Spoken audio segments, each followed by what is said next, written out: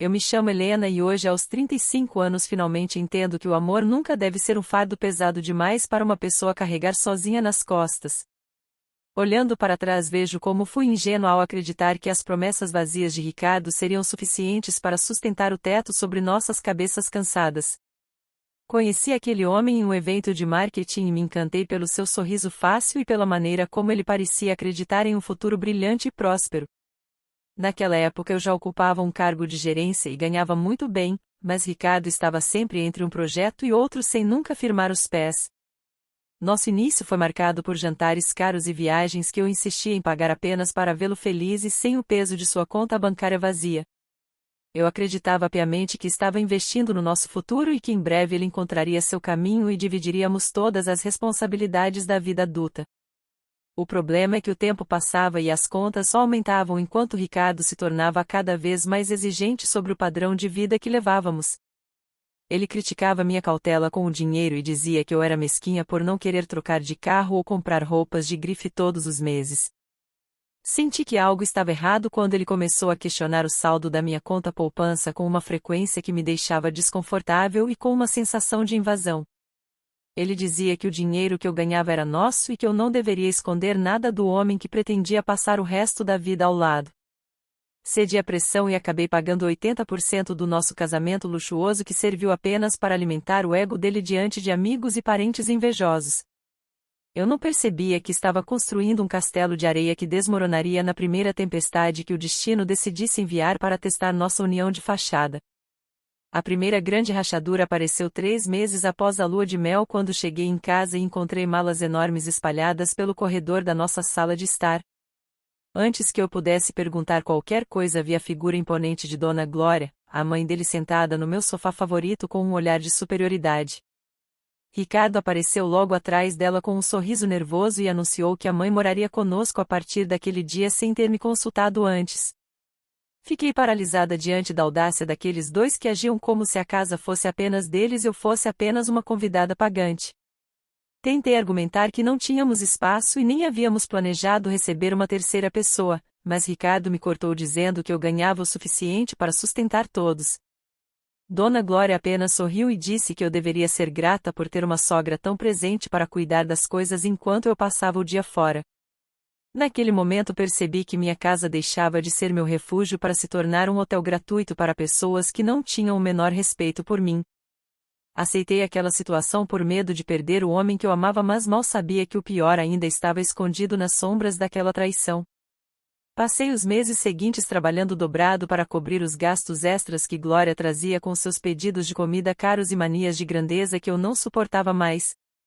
Ricardo continuava sem um emprego fixo e passava horas trancado no escritório dizendo que estava operando no mercado financeiro para nos deixar milionários em pouco tempo.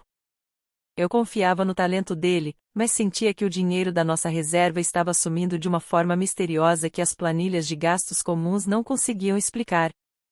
O cansaço físico e mental começou a cobrar seu preço e eu me sentia cada vez mais sozinha dentro do meu próprio casamento de mentiras. Eu comecei a notar que o comportamento de Ricardo estava ficando cada vez mais errático e agressivo quando eu questionava o sumiço de pequenas quantias. Ele passava noites em claro diante do computador alegando que o mercado financeiro exigia atenção total e dedicação exclusiva para render os frutos que prometia. Dona Glória sempre passava por mim na cozinha soltando comentários venenosos sobre como eu era uma mulher fria por não apoiar os sonhos grandiosos de seu filho. Eu sentia que havia um segredo pairando no ar daquela casa, como uma fumaça densa que sufocava minha intuição feminina e meus dias de paz. O estupim aconteceu em uma tarde de terça-feira quando recebi uma ligação do banco alertando sobre movimentações atípicas e saques altos feitos diretamente da minha conta reserva. Meu sangue gelou nas veias enquanto eu ouvia o atendente descrever valores que eu levei anos de trabalho duro para acumular com muito suor e sacrifício.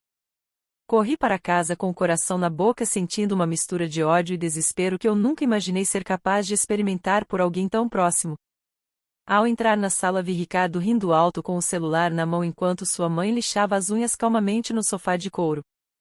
Exigi explicações imediatas sobre o dinheiro que havia sumido da poupança, mas Ricardo apenas deu de ombros com um cinismo que me deixou completamente em estado de choque. Ele confessou que estava usando o capital para apostas online em sites estrangeiros, alegando que era a única forma de ficarmos ricos de verdade sem esforço. Minhas pernas fraquejaram ao perceber que o homem com quem eu dividia a cama era um viciado que estava jogando nosso futuro no lixo diariamente. Ele gritou que eu era uma medíocre por me contentar com um salário fixo enquanto ele buscava a liberdade financeira que eu jamais alcançaria. Dona Glória interveio imediatamente, se colocando entre nós dois como uma leoa protegendo seu filhote de uma ameaça que ela considerava injusta e totalmente desnecessária para o momento. Ela disse que o dinheiro era da família e que Ricardo tinha todo o direito de investir como bem entendesse para o bem de todos nós três. Fiquei incrédula ao ouvir aquelas palavras saindo da boca de uma mulher que nunca havia contribuído com um centavo sequer para as despesas básicas daquela residência. Eles se uniram contra mim em uma aliança perversa de exploração financeira e emocional que me fez sentir um lixo descartável dentro do meu próprio lar. Tentei mostrar as provas de que ele já havia perdido mais da metade do que tínhamos, mas Ricardo me chamou de louca e possessiva na frente de sua mãe. Ele alegou que as garotas que apareciam nas fotos dos sites de apostas eram apenas modelos de propaganda e que eu estava delirando por puro ciúme. A humilhação de ser roubada pelo próprio marido e ainda ser chamada de incapaz pela sogra foi o golpe final que quebrou o resto de amor. Eu percebi que estava sustentando dois parasitas que não tinham a menor intenção de mudar de vida enquanto eu continuasse pagando todas as contas sozinha. Naquela noite eu mal consegui pregar o olho pensando em como eu deixei as coisas chegarem a um ponto tão extremo de desrespeito e degradação pessoal. Olhei para o teto do quarto e fiz uma promessa silenciosa para mim mesma de que aquela seria a última vez que eles me fariam chorar. Eu precisava de um plano de saída que não me deixasse na miséria total, pois Ricardo já estava ameaçando pedir metade de tudo no divórcio. O amor tinha morrido de vez e em seu lugar nasceu uma vontade avassaladora de justiça que me daria forças para lutar contra aqueles dois monstros. Eu acordei com uma clareza que parecia iluminar cada canto escuro daquela casa que eu já não conseguia mais chamar de lar. Reuni todas as minhas forças para comunicar a Ricardo que o nosso casamento havia chegado ao fim definitivo e que eu exigia a sua saída imediata. O rosto dele se transformou em uma máscara de fúria descontrolada enquanto ele gritava que eu não tinha o direito de expulsá-lo da sua própria vida. Dona Glória surgiu na porta do quarto com um dedo em riste me acusando de ser uma esposa ingrata e sem coração por abandonar o filho. Ricardo teve a audácia de rir na minha cara dizendo que se eu levasse o divórcio adiante ele exigiria metade de todos os meus bens e investimentos. Ele afirmou com um cinismo assustador que eu teria que pagar pensão para ele já que ele não possuía renda fixa e estava acostumado ao luxo. Senti meu sangue ferver, mas mantive a calma necessária para não cair no jogo baixo que aqueles dois estavam tentando armar contra a minha sanidade. Liguei para o meu advogado e agendei uma reunião de emergência para entender como eu poderia me proteger legalmente daquela extorsão descarada e cruel. Dona Glória passou os dias seguintes me seguindo pela casa e sussurrando ofensas que tentavam minar minha confiança e me fazer desistir da separação judicial. Ela dizia que eu era uma mulher inútil e que sem o sobrenome da família deles eu voltaria a ser ninguém no mercado de trabalho. Suas palavras eram como veneno destilado, mas eu as usava como combustível para acelerar o processo de retirada das minhas coisas daquele ambiente tóxico e pesado. Descobri que Ricardo estava tentando sacar o restante do que sobrou na nossa conta conjunta, mas eu fui mais rápida e bloqueei todos os acessos. A batalha legal foi um pesadelo que durou meses exaustivos de trocas de acusações e ameaças constantes por parte dos advogados de Ricardo e sua mãe. Meu advogado foi brilhante ao reunir as provas dos saques não autorizados e do vício dele em jogos de azar como argumento principal de má-fé financeira. Usei o medo dele de ser denunciado criminalmente por roubo de ativos para forçá-lo a assinar o acordo de divórcio abrindo mão da pensão alimentícia. Quando o juiz bateu o martelo final, senti um peso de toneladas saindo dos meus ombros e finalmente pude respirar o ar puro da liberdade. Mesmo derrotado no tribunal, Ricardo não perdeu a oportunidade de me lançar uma última maldição carregada de ódio e ressentimento profundo diante de todos os presentes. Ele jurou que um dia seria muito mais rico do que eu e que eu acabaria implorando por uma migalha do seu sucesso futuro e grandioso. Dona Glória completou dizendo que a vida se encarregaria de me cobrar caro por ter abandonado um homem tão especial como o filho dela naquele momento. Eu apenas sorri em silêncio e dei as costas para aquele passado de exploração, sabendo que meu destino seria escrito por minhas próprias mãos. Decidi que precisava de um recomeço radical e pedi demissão do meu emprego para aceitar uma proposta em outro estado bem longe daquela cidade pequena e fofoqueira. Vendi tudo que não cabia em 2 malas e parti sem olhar para trás, deixando para eles apenas as lembranças de uma mulher que cansou de sofrer. Durante os anos seguintes me dediquei inteiramente à minha carreira e subi degrau por degrau até alcançar o cargo de diretora em uma multinacional de renome. Eu estava finalmente vivendo a vida que sempre sonhei, sem ninguém para me roubar ou diminuir meu brilho pessoal e profissional. 8 anos se passaram como um sopro de liberdade e eu me tornei uma mulher que nem eu mesma reconheceria se me visse naquele sótão de tristeza. Minha mesa de diretora em uma das maiores corporações do país era o símbolo de cada noite de estudo e cada decisão difícil que tomei sozinha. Eu não pensava mais em Ricardo ou naquelas ofensas gratuitas que recebi no tribunal, pois minha vida era preenchida por conquistas reais e sólidas. O silêncio do meu escritório foi interrompido pelo toque insistente do meu celular pessoal exibindo um número que eu não via gravado há muito tempo. Hesitei por alguns segundos, sentindo um calafrio estranho, mas a curiosidade e a minha posição de poder me deram a coragem necessária para atender aquela chamada. Do outro lado da linha, a voz arrastada e arrogante de Dona Glória ecoou como um fantasma que tentava assombrar meu presente glorioso e estável. Ela não pediu desculpas e nem perguntou como eu estava, mas começou a despejar palavras de uma soberba que beirava o ridículo e o patético. Disse que ligava apenas para esfregar na minha cara que o filho dela finalmente havia vencido na vida e que eu era a grande perdedora. Segundo ela, Ricardo havia se casado com uma herdeira belíssima de uma família tradicional e agora ocupava um cargo de prestígio com um salário astronômico. Ela riu com aquele sarcasmo que eu conhecia bem, afirmando que ele ganhava mais de R$ 200.000 por ano e que eu era inútil. Eu escutava tudo em silêncio absoluto, sentindo uma vontade incontrolável de rir daquela mentira tão mal montada e desesperada por atenção e validação. Glória continuava dizendo que o destino havia feito justiça e que hoje eles viviam no luxo enquanto eu certamente ainda era uma funcionária medíocre. O que ela não sabia era que eu já tinha todas as informações sobre a vida decadente que eles levavam escondidos dos credores em outro estado vizinho. Meu assistente havia me entregado o currículo de Ricardo no dia anterior para uma vaga de analista júnior que pagava R$ 3.000 mensais. Ele havia mentido para a nova esposa sobre sua fortuna e estava tentando desesperadamente conseguir um emprego na minha empresa sem saber quem eu era.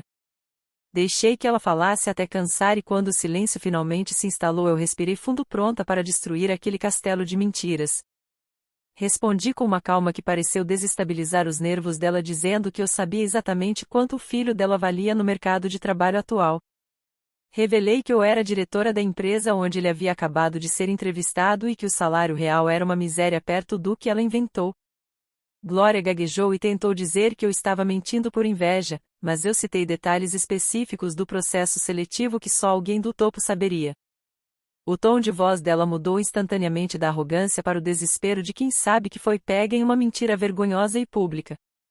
Ela começou a implorar para que eu não contasse a verdade para a nova esposa do Ricardo chamada Isis, pois isso destruiria o casamento e a estabilidade deles.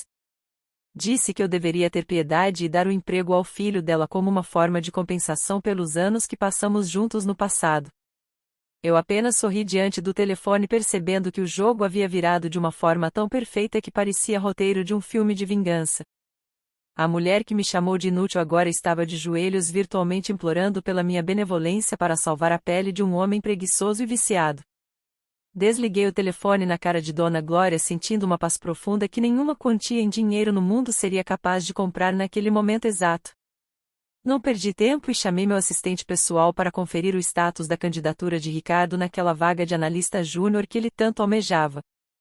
Pedi que ele enviasse o e-mail de rejeição padrão imediatamente, destacando que o perfil dele não atendia aos requisitos éticos mínimos exigidos pela nossa corporação séria.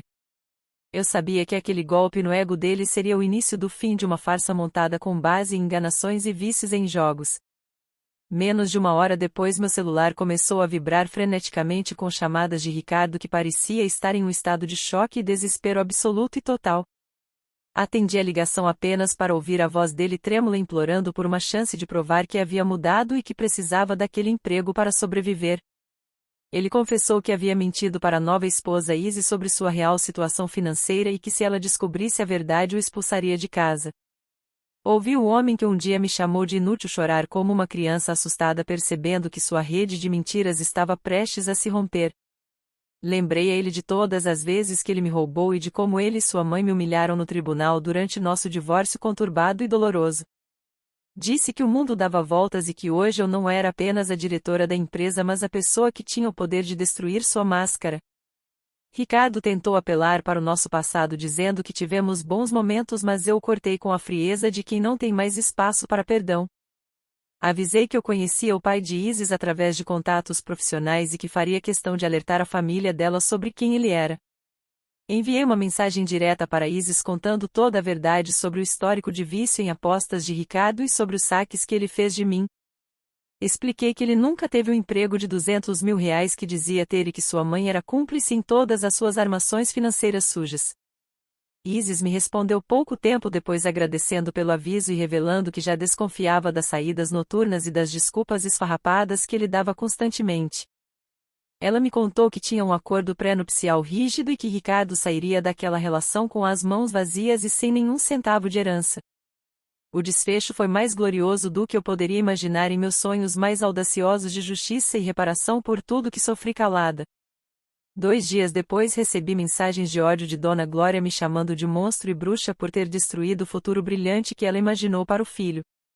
Eu apenas bloqueei os números de ambos sabendo que eles agora teriam que lidar um com o outro em uma kitnet apertada e cheia de dívidas acumuladas. Ricardo foi expulso da mansão de Isis e voltou a morar com a mãe, que agora provava do próprio veneno ao sustentar um filho encostado. Hoje eu caminho pelos corredores da minha empresa com a cabeça erguida e o coração leve sabendo que a melhor vingança é viver bem e ter sucesso absoluto. Não sinto raiva nem rancor mas sim uma gratidão imensa por ter tido a coragem de sair daquele buraco negro e reconstruir minha história com dignidade. A vida se encarregou de colocar cada peça no seu devido lugar e eu finalmente posso dizer que sou a única dona do meu destino e da minha paz. O castelo de areia deles desmoronou e eu construí um império de pedra que ninguém mais ousará tentar derrubar ou diminuir com mentiras.